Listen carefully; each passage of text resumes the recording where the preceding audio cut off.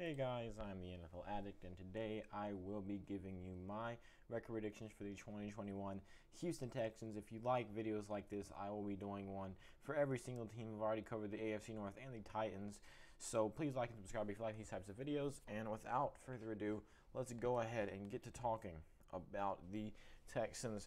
The Texans have had a really rough offseason, really rough past couple of years, really. Went from being a pretty good team in the playoffs, barely losing to the Chiefs that come back, against them to beat them, to having the horrible trade, getting rid of probably one of your best players last offseason for a crappy running back.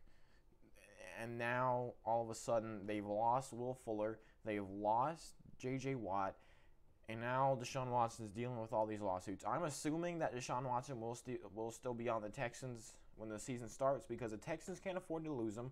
I don't think any team will take him, and I feel like Deshaun Watson is just going to settle all those lawsuits outside of court. I don't think he's going to be in jail anytime soon or ever.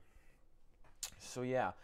However, some good things did happen. They did go out. They did get Phillip Lindsay. They did get Mark Ingram, and they did get Kiki Kuti in the draft. So Kiki Kuti, I think that they're kind of hoping that he is a replacement for Will Fuller, not a replacement, but someone that can fill that role. And Phillip Lindsay and Mark Ingram, along with David Johnson, is going to make them have not the best, but a pretty good running back room. I feel like David Johnson should probably be shipped out of there now because they don't really have a use for him. I feel like both Phillip Lindsay and Mark Ingram are both better than David Johnson, and at this point he's just kind of sitting there taking over the starting role for no good reason. So their running game is pretty good. They do still have Brandon Cooks, Kiki Kuti, and Deshaun Watson is on there. Other than that though, it's not great. Their offensive line, their whole defense is pretty bad. I feel like they're not going to really have that much success. However, that running game with no offensive line is going to be a little handicapped, but should be able to get something done. And that passing game, if Kiki Kuti can be a star, then they have a pretty average passing game. Because Brandon Cooks, he's good, but he's not enough to carry a whole. He's like a good wide receiver 3. He's not a good wide receiver. Right now he's their wide receiver 1, which is no good. They need Kiki Kuti to, I don't even know if I'm saying that name right, but they need him to fill that starting role. If he's not able to take that wide receiver 1 spot, push Brandon Cooks down to wide receiver 2, and then this next offseason they can get a formidable wide receiver 2 and then carry on with their other holes, then I feel like it's not going to be any good. So they do have they have a pretty easy game here in week 1.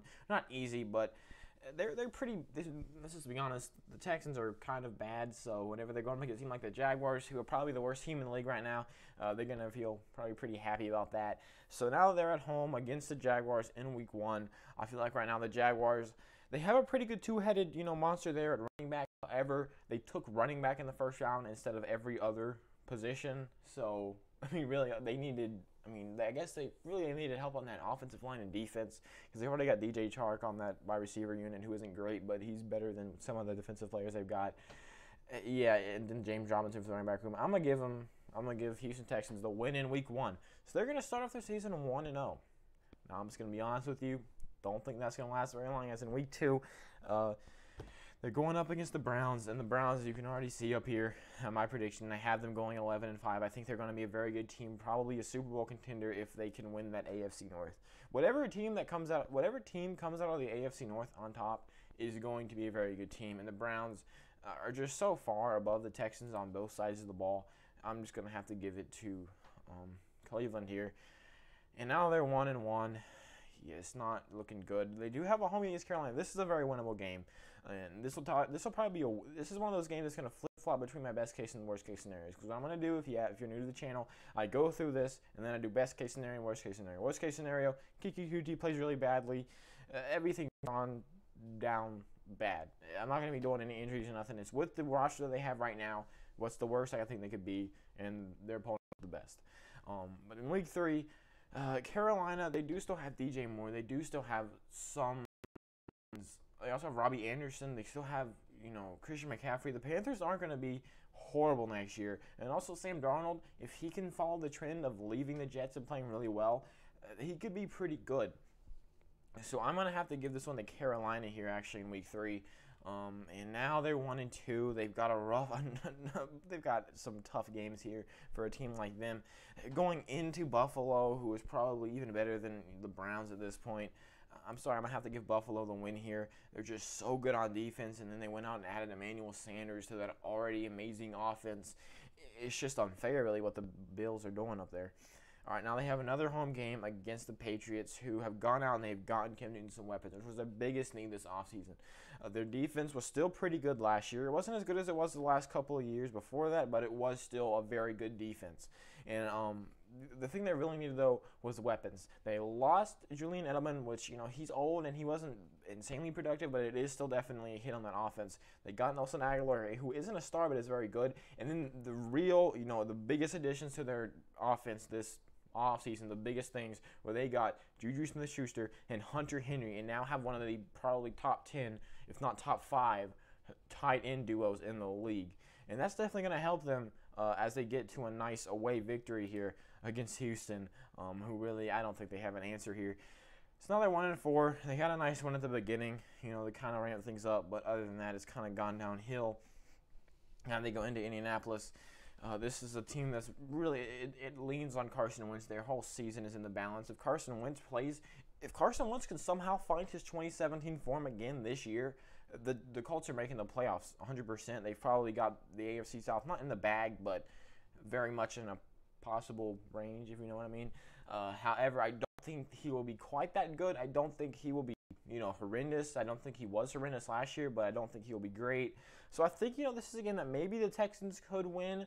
I'm still going to have to give it to Indianapolis here, especially at home. I might have them split here in Week 13. It depends on where I'm at when I get to there. But right now they're 1-5, and they have 3 tough games here on the road against Arizona, who now has a really, really, really good offense. And J.J. Watt is just another addition to the defense. Buda Baker, J.J. Watt, it's kind of the Cardinals are looking pretty good. They kind of got screwed out of a playoff appearance last year. Wouldn't be surprised to see them flip that around this year. But I think, getting a win here against Houston doesn't hurt. But Houston, now they're 1-6. They've lost 6 in a row. They have a tough home game here against Los Angeles, who went out. They got themselves Deshaun Jackson. They went out. They got themselves Matthew Stafford, which is an upgraded quarterback, I truly believe. So I really like what the Rams have been doing. They've taken themselves from a team that won a playoff game to a team that possibly could win multiple again, like they did a few years back. So when they went to the Super Bowl, I don't think they'll be back in the Super Bowl, but I definitely think they will get the win here. Now the Texans probably really feeling the blow. At this point, their fans are probably thinking tank. They're probably thinking we just got to get out of here. We got to get. They're a weird position where if they are at 1-7 at this point, and you look at the tough schedule they've got, they're looking at maybe 2 or 3 wins right now. You don't even need a quarterback because Deshaun Watson is. This is if he plays pretty good, not like amazing superstar best quarterback, but if he plays, how he has been playing, which is pretty good, probably top 5 in the league. Who would you take? I don't know. I'm not too big into college sports, believe it or not. Now they go into Miami. Miami went out. They got themselves pretty good wide receiver in the draft in Jalen Waddle. They also showed that they trust Tua Tagovailoa by letting Ryan Fitzpatrick, really his only competition on the team, go. And they did sign Jacoby Brissett, but he is nowhere near Tua Tagovailoa. I guess he did take that Colts team to 7-9, but that's nothing to brag about. I'm gonna give Miami the win here at home. I keep on acting like I'm talking about these other teams. Give Houston the loss here in Miami. Now they're 1-8, entering their Week 10 bye week. They have a really tough divisional game. It's going to be really tough because the Titans are so good. They did lose Corey Davis, they did lose Adam Humphries, and they did lose Jonnu Smith. That is definitely going to be a hit on that offense, and they have not done anything to recover from that. However, you do still have A.J. Brown, you do still have Derrick Henry, you do still have a really good offensive line, you do still have Ryan Tannehill, and you still have that really tough defense. So I think definitely at home here, I'm going to have to give Tennessee the win.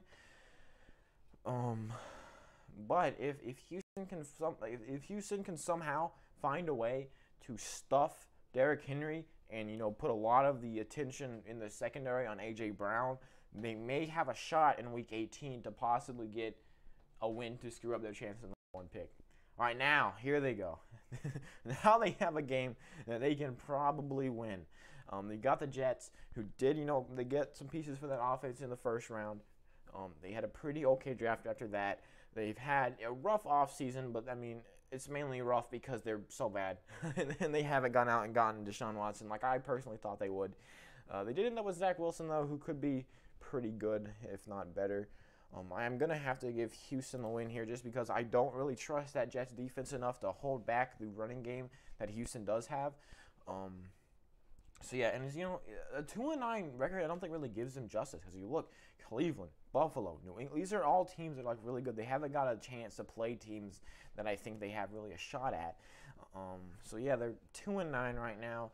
Then Indianapolis goes into Houston, and I've kind of made up my mind. I feel like Indianapolis is going to get the sweep here, knock them down into double-digit losses, and now they've got another tough game here against Seattle at home. I mean, I don't really think I have to explain this too much. Again, unless something crazy happens and Russell Wilson ends up being shipped off somewhere else, I'm gonna give Seattle the win here. Now they're 2-11, and I almost guarantee you that Jacksonville is gonna be back in the running for the first round pick again. So this is going to be like another tank bowl. It's an interdivision tank bowl.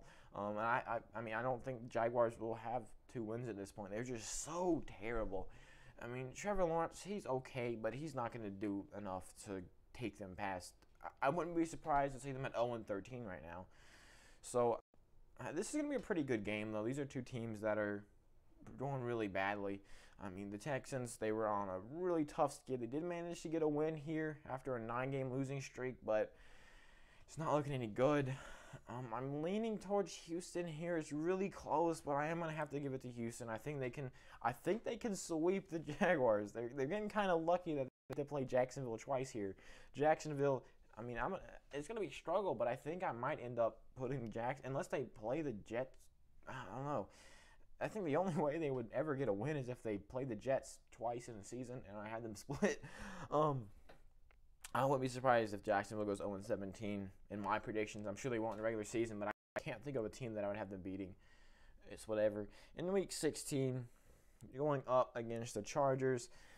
This is a really interesting one because the Chargers, they went out, they got themselves a new coaching staff, but other than that, nothing crazy has happened, and that's mainly because since the coaching was so bad last year, they didn't really get a good look at the kind of talent that they had. So if the Chargers go out there and Justin Herbert shows that last year was a fluke or something crazy happens like that, this is one of those games that I feel like Houston could win. Personally, I don't think it'll happen. I'm going to give the win to the Los Angeles Chargers, and they've got 2 tough games here at the end of the season. Oh, no. Oh, man, I thought the Texans would be better than this. I hadn't looked at their schedule before I started these predictions. Man, they're getting kind of screwed over here. Their 3 wins are against the 2 worst teams in the league, in my opinion. Now they have to go into San Francisco against a completely healthy San Francisco 49ers. They're not going to win that, and I'm going to have to give the season sweep to the Titans here. I don't know why they haven't loaded yet. Come on. Yep, and then yep. So, yeah, they end the season at 3-14, but wait just a second. I'm going to have to do worst case scenario and then best case scenario because believe it or not, this is not the worst case scenario. So, worst case scenario, I'm just going to look at these wins. I'm going to decide whether or not I think they're close enough to be flipped to losses. If, Kiki QT is horrible, he's a complete bust. Deshaun Watson isn't very good. I don't know. I can't say, oh, their whole team gets injured because then every single team would be 0-17. Week 1, this is a definite win. I feel like they'll definitely start their season 1-0. If they lose this game, it's off. I mean, it's horrible. Week 12, I feel like this is probably a game they can win. Yeah, and then the only thing I'll change is in Week 15, Jacksonville could possibly beat them. I mean, if Trevor Lawrence was out there and plays like a superstar, and Kiki QT is horrible. That name is so fun to say. But Kiki is it Couty? I don't know. But I feel like 2-15 is their worst case scenario. But I think they'll go 3-14. Best case scenario, I feel like they could beat Carolina if all things go right. They could possibly maybe split with Indianapolis if Carson Wentz is really bad. And then the only other one I'll give him is a win against the Chargers. So my range is from 2-15 to 6-11, which is pretty small. If you look at these other teams, I've had like 8 or 9 game ranges. But for the Texans, since they're so bad, I mean, really, realistically, I think they're 3-14. But I think if they play, the best they can, and these other teams don't play very well, it's 6-11. And if they play this way, and it's 6-11. I mean, this game will be close. This game will be close. I feel like at the end of the season, we'll all be saying that the Texans are way better than their record. So not because if they had, I mean, they have a really rough season here with so many good teams. I'm leaning towards giving them a win against Arizona, but I just can't make myself do it. So yeah, I'm gonna change all these back. I'm sorry. I'm so sorry, but I have to do this. Just so when I do these other teams, it'll be realistic. I can't just give them. I can't give every team my best case scenario. I would like to though, because then the fans would like me better. But yeah, sorry about that, Texans fans. I don't think y'all are very good. By the way, Texans fans, don't just dislike the video. Dislike the video, and then go into the comment section and let me know why. I love having conversation with fans, even if it's fans going like, "Oh my God, you're so trash. I can't believe you had them going 3-14. I think they're going to go 14-3, and the only losses will be the Bills, the Browns, and the Seahawks, so I can't believe it." Then let me know. Please, I love having conversations like that, believe it or not. So thank you so much for watching this video. Again, I will be doing every single team eventually. I'm halfway done with the AFC South, and I've got over half of the AFC left to do. So a lot more content is coming, and then during the season, I have a lot of stuff that I like to talk about. I do weekly predictions, all that stuff that every other NFL channel is doing. I am also doing it. Thank you so much for watching, and I hope to see you in the next one when I will be predicting the Indianapolis Colts record. So if you're, Texans fan, I guess. If you're a Texans fan, maybe wait until my Jaguars predictions, because you'll like